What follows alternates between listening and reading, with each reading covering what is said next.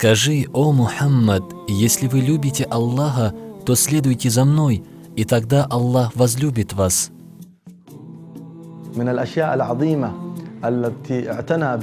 Из великих вещей, которым пророк, саллаллаху алейхи вассалям, очень уделял внимание, забота о воспитании поколения. И его, саллаллаху алейхи вассалям, забота о воспитании потомства была настолько опережающим, что никто из людей не мог себе представить. Пророк, саллаллаху алейхи вассалям, заботился об этом еще до женитьбы, и выборе невесты, и в период беременности. И также заботился о младенце, окружая его при первом выходе из утробы матери многочисленными действиями и адабами, которые сделают его достойным и готовым быть хорошим рабом Аллаха субхану ва тааля, защищенным от вреда шайтана, также от явных и тайных духовных болезней и недугов, которые поражают человека.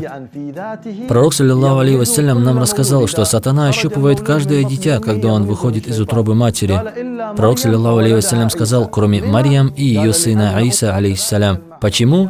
Пророк, саллаллаху алейхи вассалям, сказал, потому что ее мать просила ее сохранения. Она сказала: «И прошу тебя защитить ее и ее потомство от сатаны проклятого». Посмотри, как поминание Аллаха субхану ва тааля в период беременности сохраняет человека от шайтана и его бед. Первая сунна – азан. Пророк, саллаллаху алейхи вассалям, заботился о ребенке с момента его выхода из живота матери. Пророк, саллаллаху алейхи вассалям, прежде всего читал азан в ухо младенца, чтобы первое, с чем встречается ребенок в этом мире, было упоминание Аллаха субхану ва тааля и возвышение его, и чтобы этот зикр для младенца был защитой от проклятого шайтана. Когда пророка, саллаллаху алейхи вассалям, известили о рождении Хасана, внук пророка, пророк, саллаллаху алейхи вассалям, пришел торопясь и прочитал азан в правое ухо Хасана и прочитал икама в его левое ухо. Пророк, саллаллаху алейхи вассалям, нам рассказал, что тот, в чье ухо читали азан, его не постигнет уммус-сибян, то есть вид из шайтанов, который специализируется в нанесении вреда детям, особенно грудным. Вторая сунна – тахник, нанесение сладости по небам младенца.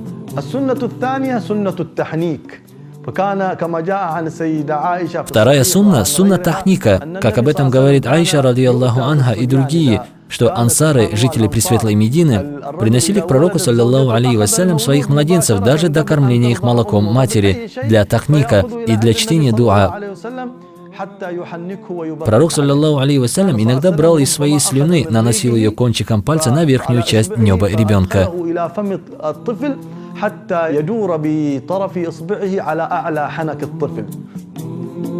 Третья сунна – нарекание имени. Третья сунна – нарекание имени в 7-й день от рождения. Нарекание имени является важной сунной, и пророк, саллаллаху алейхи вассалям, сказал: «Давайте детям имена пророков». И самое достойное или хорошее имя – имя Абдуллах и Абдур-Рахман. И самое правдивое из имен – Харис и Иммам. И самое отвратительное из имен – Хирб и Муррат. Четвертая сунна – бритье головы.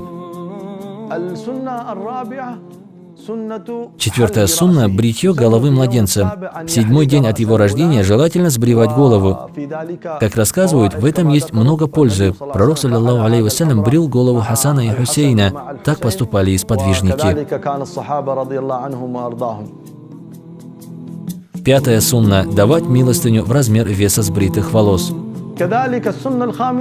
Также пятой сунной является взвешивание сбритых волос младенца и раздача милостыни серебром в размер веса этих волос. А если раздать золото, как алимы говорят, это лучше, дороже и полезнее для мусульман и бедных людей. Шестая сунна – акика. Шестая сунна – акика – жертвоприношение в честь рождения ребенка. Шестая сунна – исполнение акика – это закалывание 2 овец с мальчика и 1 овцу с дочери. Человеку желательно выносить акику и угощать акикатом и приглашать людей к трапезе акиката. То есть ему желательно объявить радость по поводу рождения ребенка и приглашать соседей и друзей.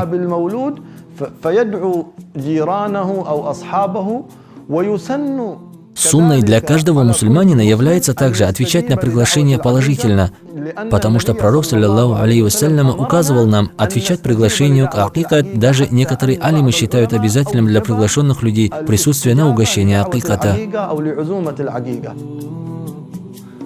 7-я сунна – обрезание. Седьмая сунна, которая является обязанностью родителей перед детьми, сунна обрезания. Обрезание является обязательным для мальчиков и желательным для девочек. Желательность награды за радостное сообщение и поздравление при рождении ребенка. Сунной является, когда мы поздравляем рождением ребенка его отца или мать, говоря: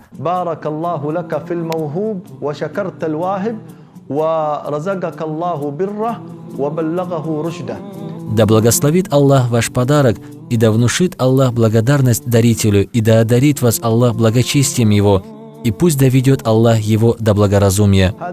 Это сунна, которую передал имам Хасан. Она является сунной пророка, саллаллаху алейхи вассалям.